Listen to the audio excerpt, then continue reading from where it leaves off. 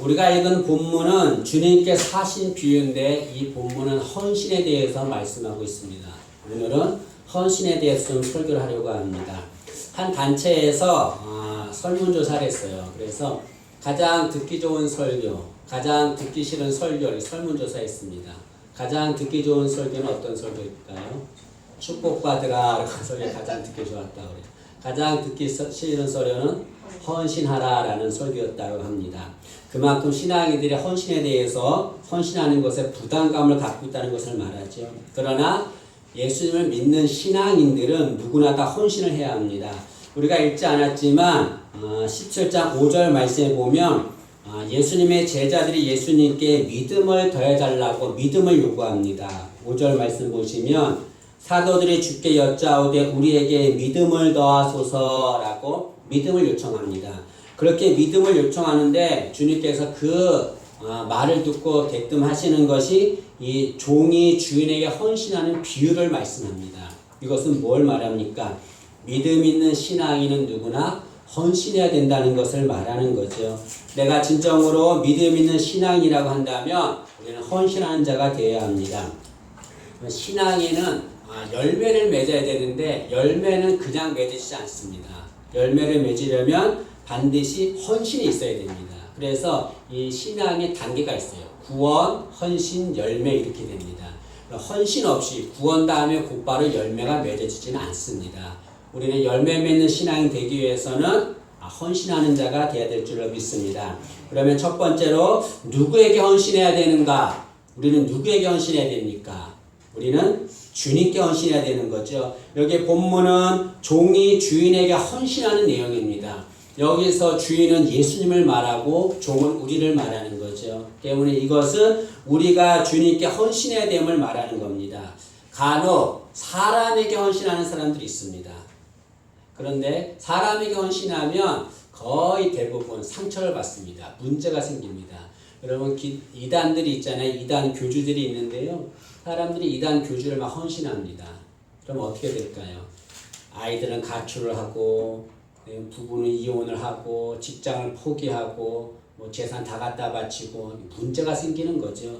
헌신은 사람에게 하는 것이 아닙니다. 헌신은 주님에게 하는 것이죠. 우리는 주님께 헌신하는 자가 되어야 합니다. 주님께서 마태복음의 달란트 비유를 말씀하셨어요. 주인이 어디 떠난 중에 종들을 불러서 5달란트, 2달란트, 1달란트를 맡겼습니다. 그러고 나서 오랜 후에 주인이 돌아와서 맡긴 달란트를 세물했습니다. 5달란트와 2달란트 받은 자는 장사를 해서 배로 남겼어요. 주님이 칭찬했습니다. 근데 1달란트 받은 자는 어떻게 했습니까? 그걸 땅에 묻었어요. 주님께서 책망하고 그를 내쫓았습니다. 왜 1달란트 땅에 묻은 자를 주님이 책망했을까요? 그는 주님을 위해서 주인을 위해서 아무것도 헌신하지 않았기 때문에 그렇습니다. 받은 거 그대로 땅에 묻은 거거든요. 헌신하지 않았기 때문에 책망을 받습니다. 우리는 주님께 헌신한 자가 되어야 합니다. 그럼 왜 주님께 헌신해야 합니까? 그것은 주님께서 먼저 우리에게 헌신하셨기 때문에 그렇습니다. 여러분 헌신이란 말의 뜻이 뭡니까? 몸을 드린다는 거잖아요. 주님은 우리를 위해서 자신의 몸을 드리셨습니다.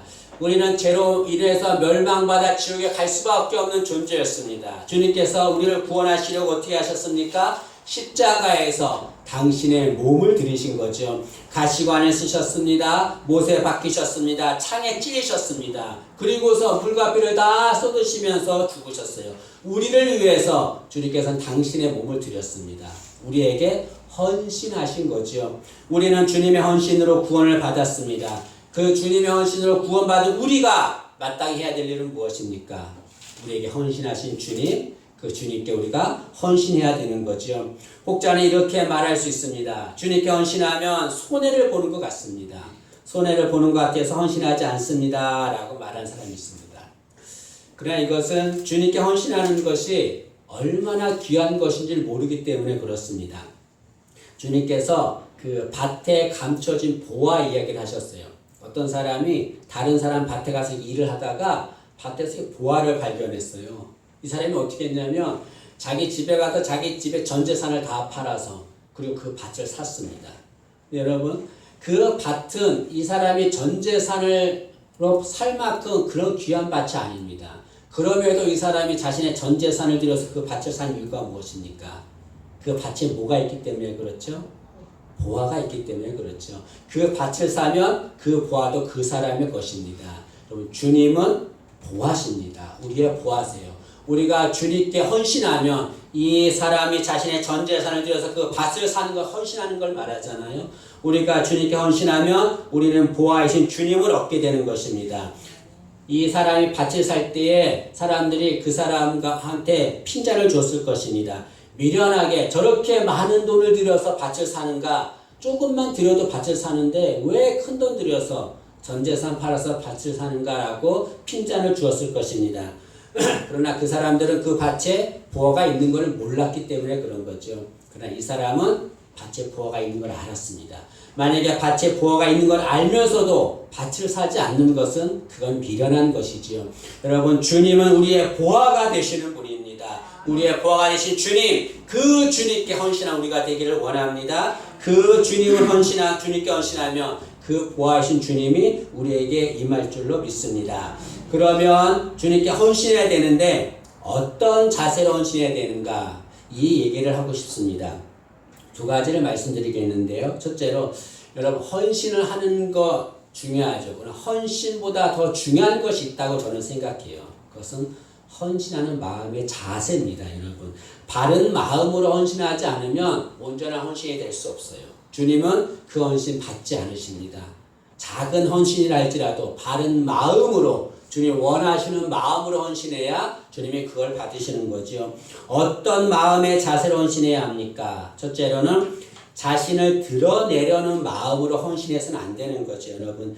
여기 본문에 보면 종은 하루 종일 밭을 갑니다. 그리고 또 양을 칩니다. 그리고 이렇게 했음에도 불구하고 주인한테 내가 이만큼 했습니다 라고 자신을 드러내지 않습니다. 이 당시의 종에게는 소유권이 없어요. 소유권이 없어서 얼마큼 소유권이 없냐면 이 종은 자신의 생명도 자신의 것이 아니에요. 그것이 누구 것이냐면 주인의 것입니다. 죽는 것도 자신의 마음대로 죽일 수 없어요. 자신이 소유권이 없기 때문에 그렇습니다. 이 종들이 하는 것은 온전히 주인을 헌신하고 주인만을 드러내는 겁니다. 그것으로 인해서 그 종들은 기뻐하는 거죠. 여러분, 우리는 주님께 헌신하는 자가 되어야 합니다. 그러나 자기 자신을 드러내게 헌신하는 것은 주님이 받지 않는 거죠, 여러분. 저도 그럴 때가 있습니다. 부끄러운 고백인데요. 주님이 한다고 하면서 다른 사람들이 하지 못하는 일, 그걸 막 할 때가 있어요. 그러면 마음이 어떤 마음이 드냐면, 내가 이만큼 했다라는 거를 누가 좀 알아줬으면 좋겠어요. 알아줬으면. 그래서 일부러 막 떠벌려. 내가 이만큼 했다. 돌아보면 얼마나 부끄러운 일입니까, 여러분. 우리 가운데서도 헌신하면서 자신을 드러내려고 하는 이들이 있다고 한다면 절대로 그래서는 안 되는 거죠. 여러분, 우리가 우리 자신을 드러낼수록 주님은 보이지 않게 되는 겁니다. 헌신은 우리를 드러내는 것이 아니라 누구를 드러내는 겁니까? 주님을 드러내는 거죠. 주님을. 여러분, 세례 요한이라고 하는 사람이 있습니다. 이 사람은 많은 사람들한테 인기를 받은 선지자입니다. 이 사람이 한번 설교하면 많은 사람들이 몰려들었어요. 세례를 받고 회개의 세례를 전파할 때마다 사람들이 회개했습니다. 어떤 사람은 세례 요한이 메시아가 아닐까라고 생각하는 사람도 있었습니다. 그런데 세례 요한은 뭐라고 그랬습니까? 절대로 나는 메시아가 아니다라고 말합니다. 자기 자신을 드러내지 않습니다. 그리고 말하기를 나는 주님이 오실 길을 예비하는 자일 뿐에 지나지 않습니다. 그리고 나는 그 주님의 신을 들기조차도 감당할 수 없는 그런 자입니다. 라고 하면 자기 자신을 드러내지 않습니다. 세례 요한은 이른 나이에 순교했습니다. 그는 이른 나이에 순교하는 그 동안에 오로지 주님만을 드러내는 삶을 살았습니다. 예수님 말하기를 그는 위대한 선지자라고 얘기했습니다. 자기 자신을 드러내지 않고 주님을 드러낸 세례 요한. 우리가 그런 세례 요한처럼 오로지 주님만을 드러내면서 헌신한 자가 되기를 간절히 소망합니다. 두 번째로 헌신은 감사하는 마음으로 헌신해야 됩니다.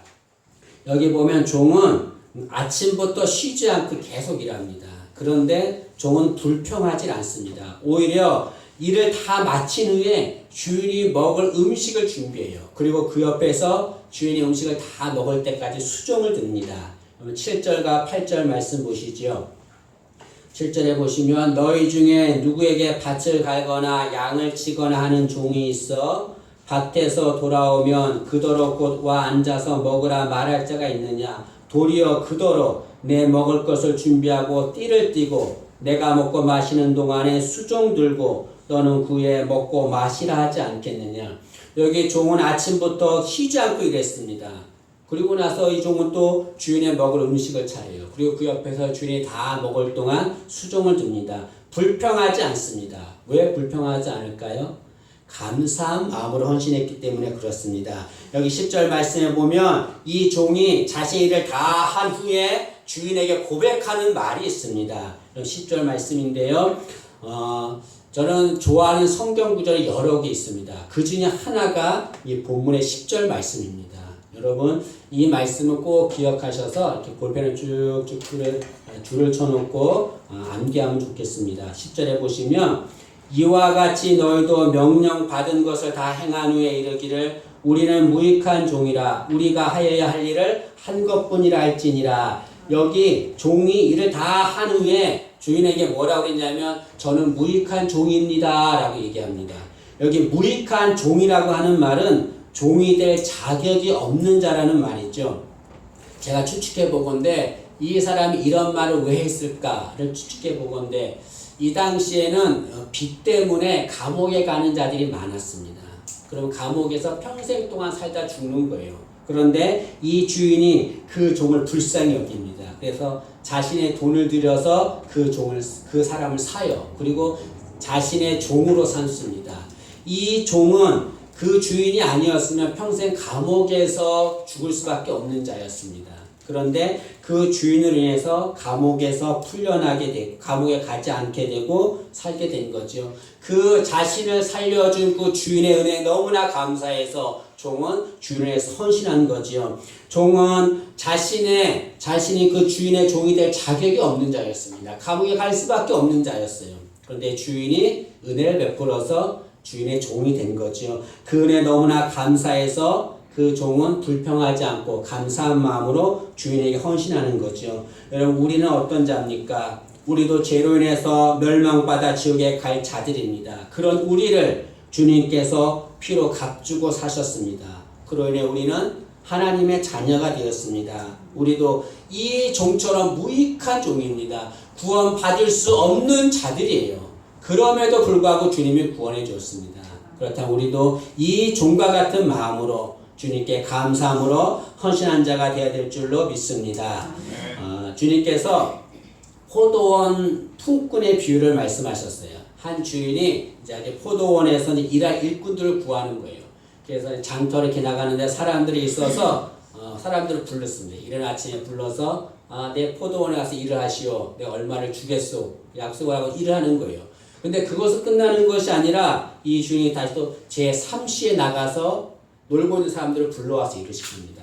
또 제6시에 나가서 불러오고 제9시에 나가서 불러옵니다. 그리고 제11시에 나가서 장터에 있는 사람들을 불러와서 일을 시킵니다. 여러분 제11시는 이 당시엔 제12시 12시가 되면 일이 다 끝나거든요. 제11시에 불렀다고 하는 것은 일할 시간이 1시간밖에 없는 자들입니다. 그런 자들임에도 불구하고 주인이 그를 불러요. 일을 시킵니다. 여러분 여기 제11시에 있는 사람들은 그날 일거리를 찾지 못하면 그날 하루 굶어야 되는 자들입니다. 그런데 주인이 자신들을 부르는 거예요. 1시간밖에 남지 않았는데 와서 일을 하라는 거예요. 그럼 내가 돈을 주겠다는 거예요. 이 사람들이 얼마나 감사했을까요? 그 남은 1시간 정말 최선을 다해서 헌신했을 것입니다. 여러분 우리도 이 11시에 부름받은 자들과 같습니다. 주님께서 우리를 불러주셨습니다. 우리는 11시에 부름받은 자들처럼 감사한 마음으로 주님께 헌신한 자가 되어야 될 줄로 믿습니다. 여러분 제가 지난주에 소록도 얘기를 했는데요. 제가 소록도를 갔을 때 이제 들은 간증이에요. 그게 뭐냐면 소록도에는 교회가 7교회가 있습니다. 그 7교회가 있는데 그 7교회를 그 한센병 환우들이 다 지은 겁니다. 근데 그 한센병 환우들이 몸이 건강한 사람들이 아니에요. 연약한 사람들이에요. 근데 연약한 사람들인데 7개를 다 지었어요. 7교회를. 이른 아침부터 밤늦도록 교회를 짓는 일에 헌신했습니다. 근데 그 한 권사님이 이제 간증을 얘기하는 거예요. 헌신한 이제 교회를 짓는데 이 손마디가 없는 거예요. 손마디가 없는데 그 권사님이 저한테 묻는 거예요. 손마디가 없는데 어떻게 교회를 지었을까 묻는 거예요. 어떻게 했을까요, 여러분? 어떻게 했냐면 숟가락을 여기다 껴요. 그리고 끈으로 묶어요. 그 숟가락으로 이렇게 흙을 퍼요. 그 양동이에 담아서 그걸 날립니다. 그리고 교회를 짓는 거예요. 그리고 7개를 짓는 겁니다. 지난주에 얘기했던 것처럼 새벽에 나가서 예배를 드리는데요. 2-3시간 전에 나와서 찬양을 하고 있습니다. 막 기도를 하는 겁니다. 감사의 기도고 감사의 찬양입니다. 여러분, 이들은 누가 시켜서 그 교회를 지은 것 아닙니다. 그 교회를 짓는데 헌신한 거 아닙니다. 감사한 마음 때문에 그렇게 헌신한 거죠, 여러분. 우리가 이런 마음으로 주님께 헌신한 자가 되기를 간절히 원합니다. 여러분, 놀라운 것이 있어요. 그것은 이렇게 감사한 마음으로 주님께 헌신하면 마음에 기쁨이 넘친다는 거죠, 여러분. 혹자는 이렇게 말합니다. 헌신하면, 주님께 헌신하면 너무 힘들고 피곤해요. 그래서 하지 않습니다. 라고 말한 사람이 있습니다. 그것은 억지로 하기 때문에 그렇지요. 의무로 하면 항상 힘들고 피곤한 겁니다.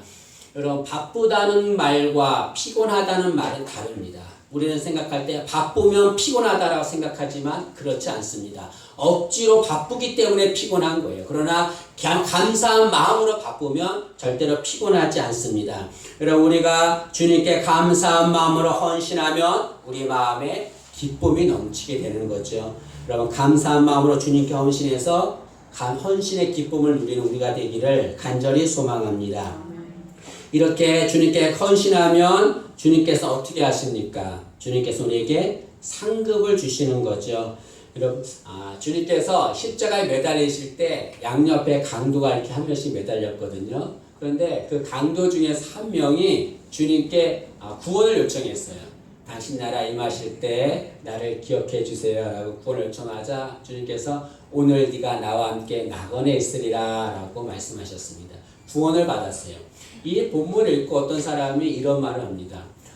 그 강도는 너무나 좋겠다. 너무나 부럽다. 왜냐하면 세상에서 자기가 하고 싶은 일 다 하고 자기가 하고 싶은 일 다 하다가 맨 나중에 죽기 직전에 구원받았으니까 얼마나 좋을까 라고 하면서 그 강도를 부러워하는 사람이 있습니다. 여러분. 그러니까 여러분, 강도 입장에서는 어떨까요? 자신이 부러울까요? 강도 입장에서는 주님께 헌신한 자가 오히려 부러웠을 것입니다. 왜 그렇습니까? 나중에 주님 앞에 갔을 때 자신은 주님께 받을 상급이 아무것도 없어요. 헌신한 거 없기 때문에. 그러나 세상에서 주님께 헌신한 자는 주님께 가서 귀한 상급을 받게 되는 거죠. 여러분, 주님은 우리가 헌신하는 모든 것을 다 보고 계십니다. 사람들은 몰라도 주님은 다 아시는 거죠. 주님은 다 보고 계십니다. 보이지 않는 것에 헌신하는 거 주님 다 보시는 거죠. 그리고 그들을 위해서 주님께서 귀한 상급을 예비해 놓으십니다. 여러분, 헌신하는 자에게 귀한 상급이 주어집니다. 우리 모두가 다 헌신해서 이런 상급 받기를 간절히 소망합니다.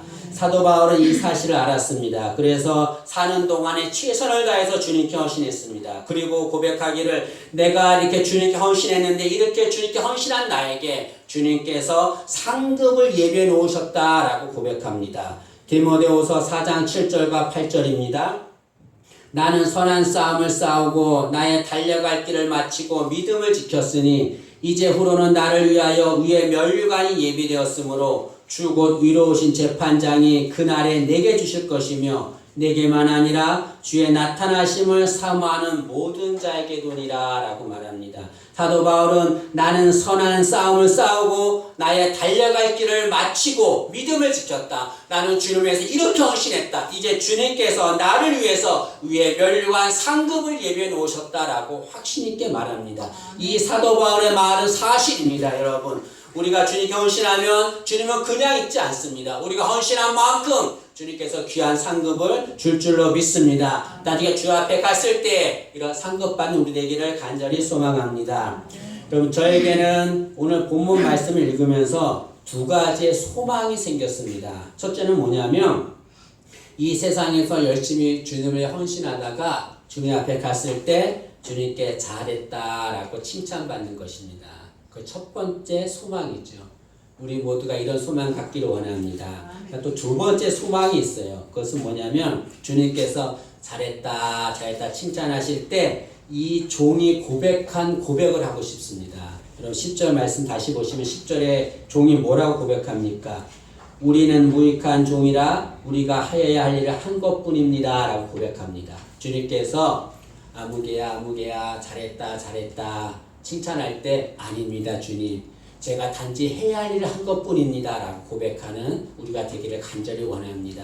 주님께 헌신한 자 되기를 간절히 원합니다. 주님 우리 헌신을 다 보고 계시는 거죠. 그 헌신한 우리를 향해서 주님이 잘했다 칭찬하실 것입니다. 그럴 때 주님 앞에 아닙니다 주님, 저는 무익한 종입니다. 주님께 은혜 받은 자입니다. 단지 제가 해야 할 일 한 것뿐입니다 라고 고백하는 우리가 되기를 간절히 원합니다. 말씀을 마치겠습니다. 우리가 주님 앞에 갔을 때에 주님께 헌신한 우리가 칭찬받기를 원합니다. 그리고 이 종처럼 주님 앞에서 아닙니다, 내가 할 일을 한 것뿐이다 라고 고백하는 우리 되기를 원합니다. 그런 자가 되기 위해서 일생 동안 주님께 헌신하는 우리 되기를 간절히 소망합니다.